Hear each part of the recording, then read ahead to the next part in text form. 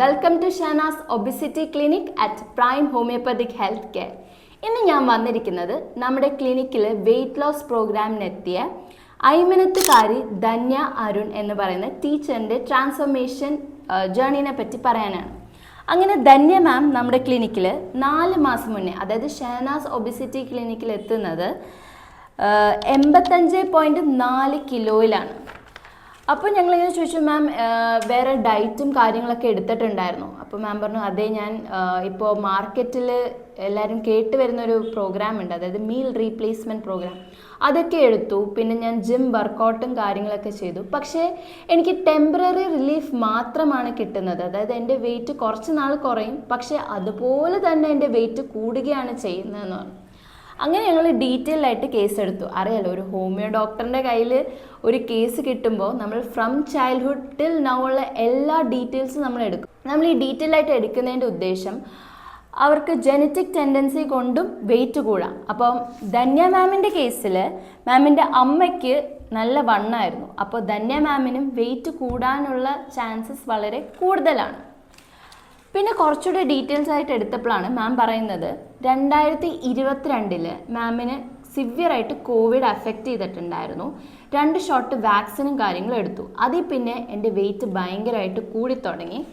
അതിനോടൊപ്പം തന്നെ എനിക്ക് ഭയങ്കര മുട്ടുവേദനയും ജോയിൻസിലെല്ലാം വേദനയും സ്റ്റിഫ്നെസ്സും പിന്നെ ഭയങ്കര ക്ഷീണവും തളർച്ചയും കാര്യങ്ങളൊക്കെ ഉണ്ടായിരുന്നു എന്ന് പറഞ്ഞു. അങ്ങനെ മാമിന് ഞങ്ങളൊരു ബ്ലഡ് ടെസ്റ്റൊക്കെ പറഞ്ഞിട്ടുണ്ടായിരുന്നു. റിപ്പോർട്ട് വന്നപ്പോൾ ESR 51, അതായത് ശരീരത്തിൽ ഓൺഗോയിങ് ഇൻഫ്ലമേഷൻ ഉണ്ടെന്ന് അർത്ഥം.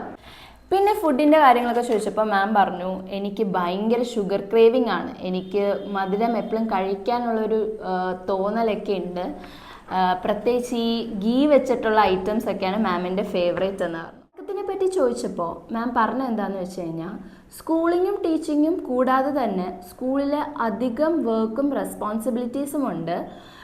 മാമിന് വർക്ക് ലോഡ് ഭയങ്കര കൂടുതലാണ്. സ്കൂളിൽ നിന്ന് വീട്ടിൽ വരുമ്പോൾ സ്കൂളിലെ കുറേ വർക്ക്സുമായിട്ടാണ് വരുന്നത്. അതുകൊണ്ട് വൈകിയാണ് ഉറങ്ങുന്നത്.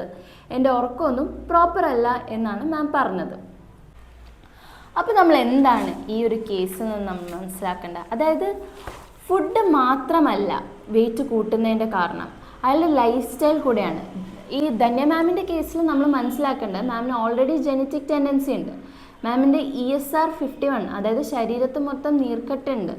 പിന്നെ മാമിന് ഭയങ്കര വർക്ക് ലോഡാണ്, അതുകൊണ്ട് മാമിന് ഉറക്കം കാര്യങ്ങളൊന്നും ശരിയല്ല. പിന്നെ മാമിന് ഷുഗർ ക്രേവിങ്സും കൂടുതലാണ്. ഇതൊക്കെ കൊണ്ടാണ് മാമിൻ്റെ വെയിറ്റ് കൂടാനുള്ള കാരണം. അപ്പോൾ നമ്മുടെ ക്ലിനിക്കിൽ എന്താ ചെയ്യുന്നത് വെച്ചാൽ, നമ്മൾ അയാളുടെ ഫുഡ് മാത്രമല്ല, വേറെ എന്തെങ്കിലും അസ്വസ്ഥതകളോ അല്ലെങ്കിൽ ഡിസീസോ അങ്ങനെ എന്തെങ്കിലും ഉണ്ടെങ്കിൽ അതെല്ലാം കറക്റ്റ് ചെയ്താൽ മാത്രമേ അയാളുടെ നോർമൽ വെയിറ്റിലേക്ക് അയാൾക്ക് എത്താൻ സാധിക്കുകയുള്ളൂ. അങ്ങനെ ധന്യ മാമിൻ്റെ ഈ സ്ട്രെസ്സും ജോയിൻറ്റ് പെയിൻസും ഷുഗർ ക്രേവിങ്സും എല്ലാം കണക്കിലെടുത്തുകൊണ്ട് നമ്മൾ മാമിനൊരു ഹോമിയോപ്പതിക് മെഡിസിൻ കൊടുത്തു. അതിനോടൊപ്പം തന്നെ ഒരു ഡയറ്റ് പ്ലാൻ. അതായത് ധന്യ മാമിൻ്റെ വീട്ടിലൊരു ഫുഡ് ബിഹേവിയർ ഉണ്ട്. ഓരോ വീട്ടിലും ഓരോ ഫുഡ് പാറ്റേൺസ് ആണ്. അപ്പം ധന്യ മാമിൻ്റെ വീട്ടിൽ ഏകദേശം സിമിലർ ആയിട്ടുള്ള ഒരു ഡയറ്റ് പ്ലാൻ നമ്മുടെ ഡയറ്റീഷ്യൻ തയ്യാറാക്കി കൊടുത്തു.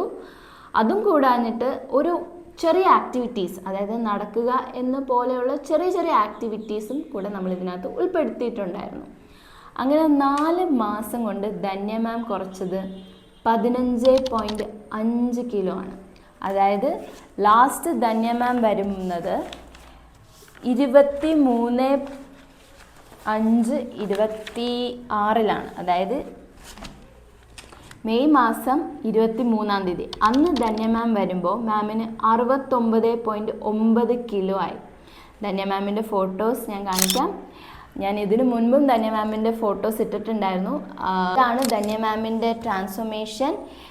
ഇതുപോലെയുള്ള വെയിറ്റ് ലോസ് ജേർണി വരും ദിവസങ്ങളിൽ ഞാൻ അവതരിപ്പിക്കുന്നതായിരിക്കും. So do follow us to see more videos like this. Till then, take care. Thank you.